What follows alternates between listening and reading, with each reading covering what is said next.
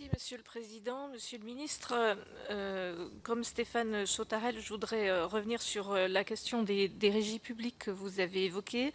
Et même s'il s'agira d'un débat et de dispositions qui concerneront le PLFR, je parle plus précisément des régies thermales, celles qui ont des contrats de droit public.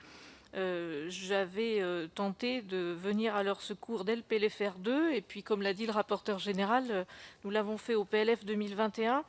Est-ce que vous pouvez quand même, parce qu'il y a une attente extrêmement forte, nous préciser quelle pourrait être la nature des mesures qui viendraient en appui de ces régies? Est-ce que ces mesures, on peut imaginer qu'elles soient rétroactives? Et voilà, en tout cas, je témoigne que ces municipalités ont eu des difficultés aussi inédites que la crise pour boucler leur budget.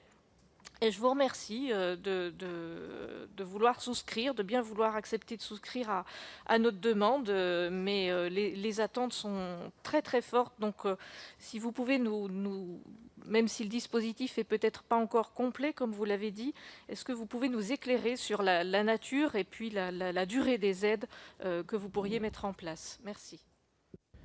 Merci Sylvie. Jérôme Bascher, puis Rémi Féraud. Sur la question des régies, je vais devoir vous demander un peu de temps avant de vous répondre, dans la mesure où nous nous heurtons à une difficulté, d'abord une difficulté technique et de complexité.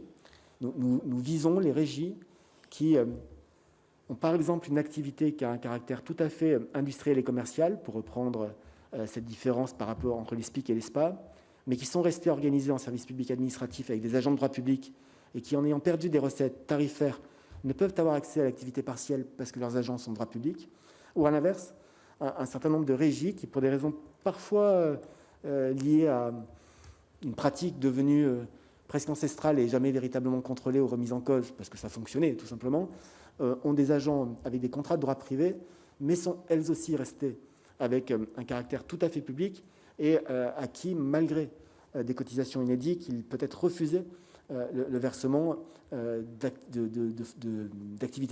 d'indemnités pour activité partielle aussi. Donc nous cherchons à viser ces régies-là et nous nous heurtons aussi à des difficultés, y compris sur les questions relatives aux aides d'État, dans la mesure où l'essentiel de ces régies exerce une activité qui peut relever du champ concurrentiel, puisque de nature industrielle et commerciale, ce qui nous oblige à un peu d'imagination, un peu d'inventivité, mais je précise aussi que nous visons à ce qu'il y ait un caractère rétroactif pour que cette aide soit une véritable aide au redémarrage de ces activités.